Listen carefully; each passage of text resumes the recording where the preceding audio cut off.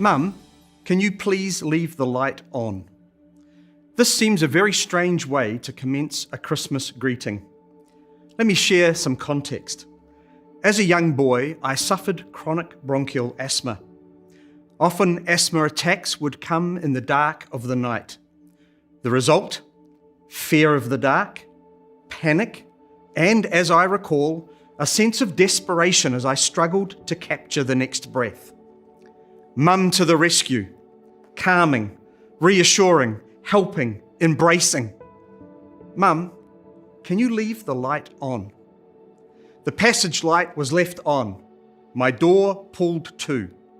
The light shining through the crack in the door represented so much to me. I could see the dark was not nearly as oppressive. The light represented the reality of my mother's presence. It calmed, reassured, reminded, and most of all, it dispelled the darkness. And with it, my fear.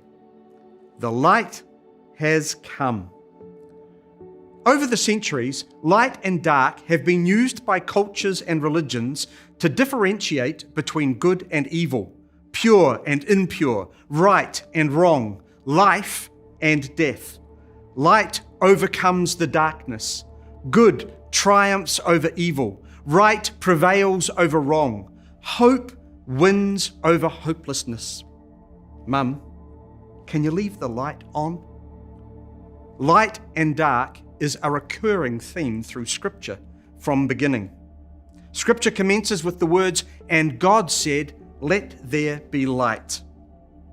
The prophet Isaiah, writing at the time of political turmoil and spiritual despair, shared a message of hope and light. Against a backdrop of uncertainty, fear, oppression, and spiritual hunger, the prophet declares, "The people who walk in darkness will see a great light. For those who live in the land of deep darkness, a light will shine.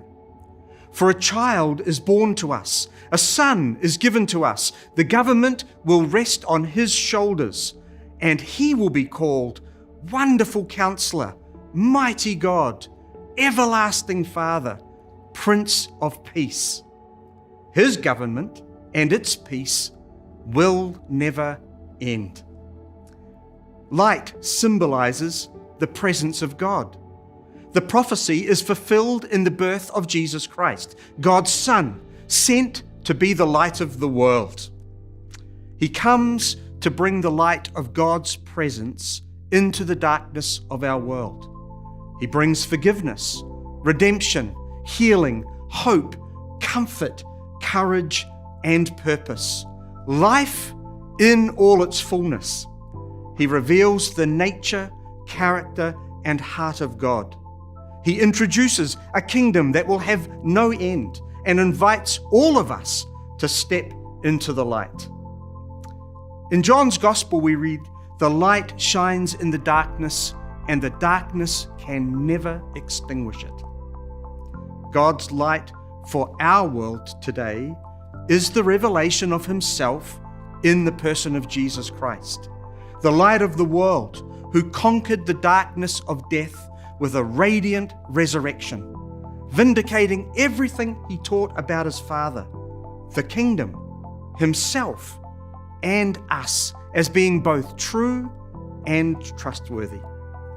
Jesus reveals God's intention and desire for all humankind, life in all its fullness through faith in Him. Once again, this Christmas, we have the opportunity to reflect, celebrate, and worship the God who steps down into darkness and brings light. Friends, stay with me a little more. You see, Jesus said to His followers, "You are the light of the world." You, me, us. This is the beautiful purpose of the people who belong to God through faith in Jesus Christ. We become vessels through whom the light of God is revealed. Hope, healing, truth, grace, compassion, mercy, forgiveness, and love. Light. God, can you leave the light on? I have. May God reveal again His light to you as you celebrate this Christmas. May we who have placed our faith in His Son shine like stars in the universe as living testimonies to the power and sufficiency of Jesus, the light of the world. May God bless you this Christmas.